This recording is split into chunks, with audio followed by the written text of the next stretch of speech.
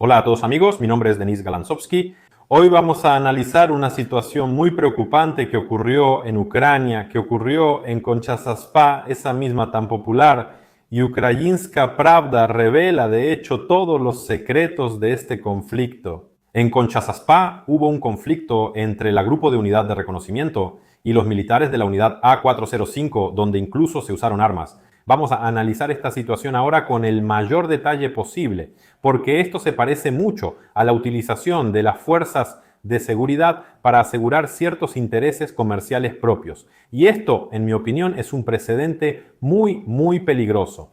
También vamos a analizar la situación, luego también analizaremos la declaración de la editora principal de Pravda ucraniana, a quien atacaron fuertemente. Y dijeron que no se puede hablar de todo esto en el espacio público porque el enemigo podría aprovecharlo.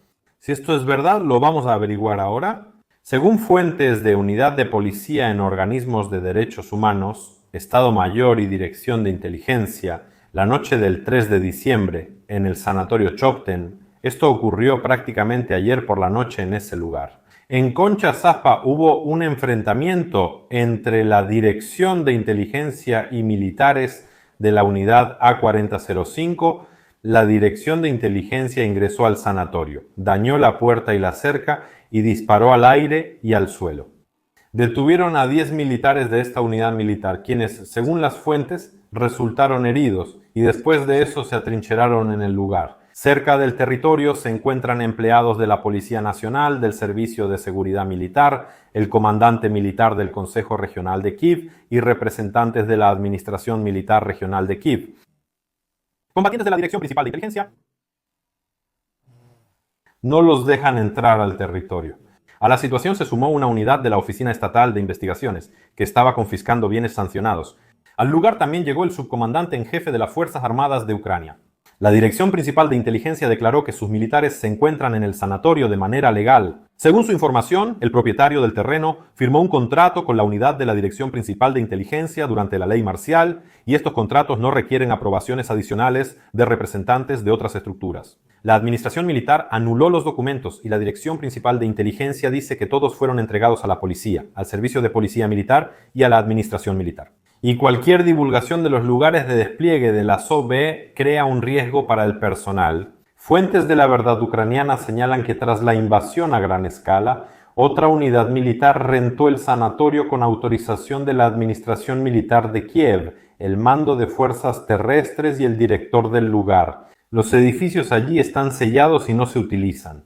En el último mes, representantes de la inteligencia militar han exigido varias veces que se abandone ese territorio.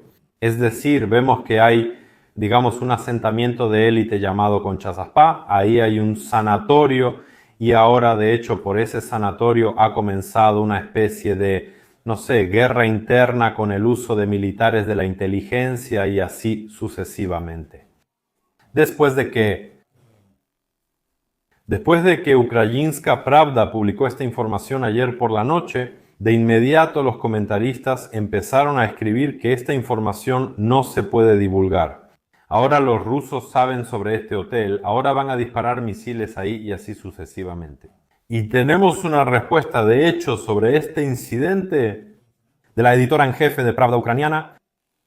Esto es lo que ella escribe. Ella escribió una publicación bastante extensa en su página de Facebook y es muy interesante. Todo está bien organizado.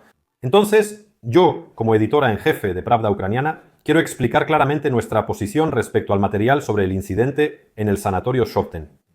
En esta historia, para mí, hay un aspecto clave, el interés público, y aquí eso prevalece sobre todo lo demás. Estamos hablando de un conflicto armado entre representantes del Grupo de Unidad de Reconocimiento y militares justo dentro de la aglomeración de Kiev. Esto no son especulaciones ni rumores, es un hecho que está confirmado por varias partes y no puede pasar desapercibido para la sociedad en general. ¿Por qué es peligroso silenciar tales incidentes? Porque esto incluso podría tener indicios de algún tipo de toma hostil, de un objeto muy costoso y de alto valor en el territorio de Concha-Saspa. Y en general, ¿por qué ocurrió este conflicto armado? Me parece que hay que investigarlo, no silenciarlo. Con estas cosas, mañana podrían llegar a la casa de alguien y decir, esta es nuestra casa, vete. Pues, o sea, más o menos así se va a ver. Van a sitiar tu casa y no te van a dejar salir de ahí. O igual, cualquier empresa o lo que sea. Esto, sabes, hasta recuerda un poco a los años 90 de los bandidos, algo así. Estamos hablando de un objeto que desde hace años está en el campo de interés de poderosos grupos empresariales, en este caso de Kaufman y Granovsky. Cada intento de cambiar el estatus y el uso de esta tierra genera nuevos conflictos.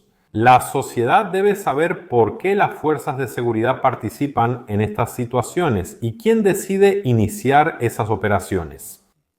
Estamos hablando de que los participantes del incidente revelaron por sí mismos parte de la información en sus comunicaciones y acciones y de que desde 2024 existen datos de acceso público sobre la presencia de militares en el territorio del sanatorio. Octubre. Estos datos fueron publicados en la página de Facebook de la organización civil Non-Stop Ucrania, en una publicación de los técnicos. Las fuerzas del orden siguen disponibles para todos los interesados. Es decir, la sociedad, probablemente al igual que los rusos, ya sabía sobre la presencia de las fuerzas de seguridad en el territorio mucho antes de la noticia del gobierno ucraniano. Y otra cosa importante, ya vimos señales de alarma similares en 2014 cuando algunas unidades de las fuerzas de seguridad empezaron a intervenir en conflictos empresariales, sustituyendo los procedimientos legales por métodos de fuerza. Eso llevó a la erosión de las fronteras institucionales y a la degradación de los mecanismos estatales. Cuando el país era más vulnerable, ahora, en principio, el país no es menos vulnerable. Y solo imagínense, si ahora las fuerzas de seguridad se usaran o si los militares se usaran para ajustar cuentas personales o para asegurar intereses propios. Alguien podría llamar a esto una guerra civil, pero yo simplemente lo llamaría unos nuevos años 90, de otra manera no se puede llamar. ¿Qué es lo interesante aquí? Que es exactamente igual. Hace poco, si no me equivoco, se aprobó un proyecto de ley para crear, digamos, ejércitos privados para proteger el cielo.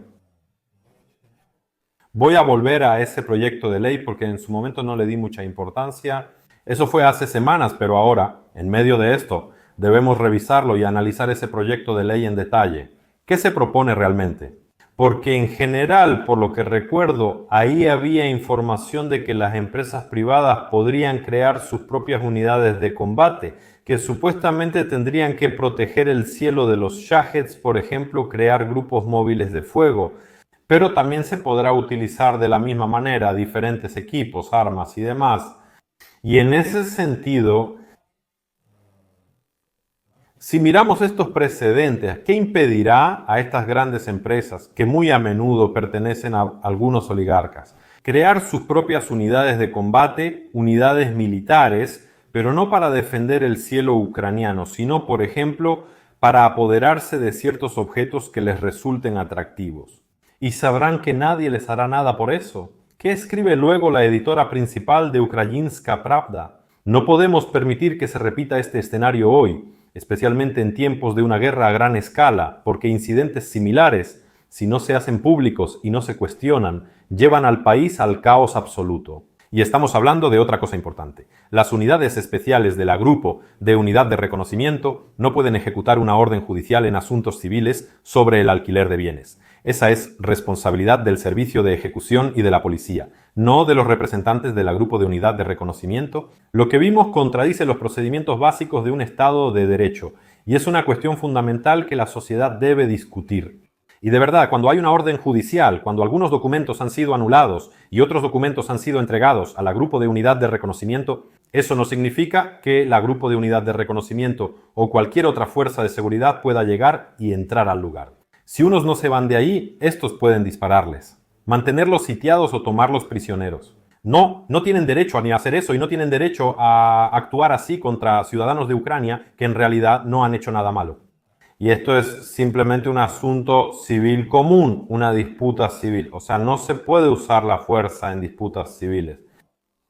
Y cuando algo así sucede, se vuelve un poco aterrador. No se pueden callar estos incidentes, porque el silencio crea una realidad falsa en la que las fuerzas del orden pueden actuar a su antojo. Y los ciudadanos se quedan sin entender qué está pasando con las instituciones estatales en condiciones de guerra. Por eso publicamos este tipo de materiales, no por sensacionalismo ni por buscar fama. Tomamos en cuenta los riesgos, pero no dejamos de lado nuestra misión principal de decirle la verdad a la sociedad sobre lo que está pasando con el país. Ahora, cuando cada decisión y cada conflicto determinan en qué tipo de Ucrania despertaremos mañana, el interés público en esta historia no es un argumento, es la base de todo y siempre nos mantendremos firmes en eso. Esa explicación, en mi opinión, es muy concisa y muy lógica. Y sería muy bueno, en primer lugar, averiguar de dónde viene todo esto, quién es el que organiza esta fiesta y por qué. ¿Por qué las fuerzas especiales de la Dirección Principal de Inteligencia estuvieron involucradas en esta historia si por ley no deberían haberlo hecho? No sé si esto es un exceso de funciones oficiales o si es el uso de unidades militares en contra de los ciudadanos de Ucrania, lo cual está directamente prohibido por la Constitución. No está claro qué va a pasar aquí y si alguien será castigado o si este conflicto simplemente será encubierto, tapado con dinero y así sucesivamente. No está claro. Pero es necesario saberlo, es necesario hablar de esto, que existen historias así, y si se callan, habrá cada vez más. Y eso no llevará a Ucrania a la Unión Europea, sino que llevará a Ucrania exclusivamente a algún tipo de escenario somalí, sí, donde quien tenga un arma automática y más balas, ese tiene la razón. Y nunca en la vida quisiera que Ucrania se convirtiera en Somalia. ¿Qué opinas al respecto? Escriban en los comentarios, será muy interesante escuchar y leer su opinión. Amigos, les deseo a todos un buen día, hasta la próxima.